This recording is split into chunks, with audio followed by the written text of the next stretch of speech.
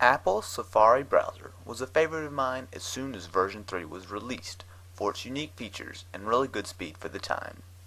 Version 4.0 has been out for a while now, and even though it improves on its predecessor in many ways, it's lost a lot of its best features such as the progress bar and Mac-style brush metal look. That said, it's still a solid browser in nearly every area you can think of. In the last browser speed test, Safari 4 was in a dead heat with Chrome, but since then the competition has stepped up their game. In the SunSpider JavaScript test, it is outrun by both Chrome and Opera, although by a fairly small margin.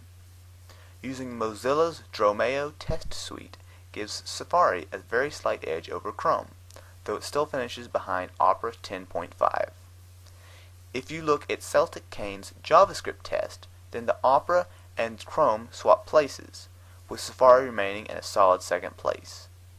When you use Google's V8 benchmark, however, both Chrome and Opera get a good lead on Safari, which does maintain a nice margin over Firefox 3.6. The ACID 3 test, which is less of a test of outright speed, ends in a tie between Opera, Chrome, and Safari, all with the perfect score of 100. Using the wide-ranging Peacekeeper benchmark, which focuses on many aspects of a browser's performance and is a good general test, Opera and Chrome beat out Safari. Purely from a speed standpoint, Safari is no longer the fastest, but there's no denying that it's still very, very good. Of course, this isn't just a speed test. Factors such as startup also matter, and Safari is no slouch here. Cold starts, which simulate how fast the browser will open as soon as you boot your computer, are a bit slower than most, at about 4 seconds. But warm starts, which represent opening the browser again after it's been opened recently, are quite good at just a bit over 1 second. Memory usage is mixed, however.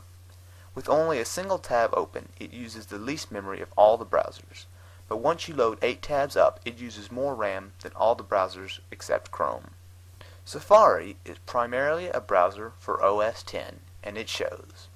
While it looks quite good in the standard brushed metal look of Snow Leopard, it adopts the general grays of Windows.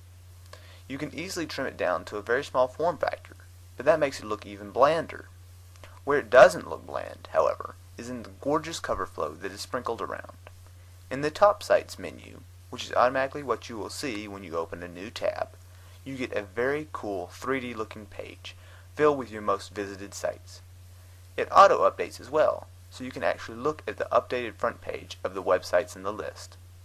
Cover flow extends to the history as well, where Safari saves a full page screenshot of every page you go to and allows you to easily search all the pages in your history. It's an excellent way to look through your history, and I certainly wish other browsers would have borrowed this feature. Safari is a solid browser. It's very fast, elegant, and sports the excellent cover flow interface. Unfortunately, it's bland, both in looks and in features. Add-ons really just aren't supported, nor are themes.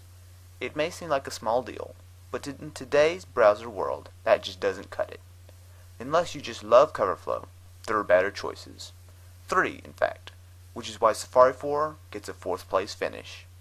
Now, feel free to go back to the main video via the annotation on your screen to see how the rest of the browsers did.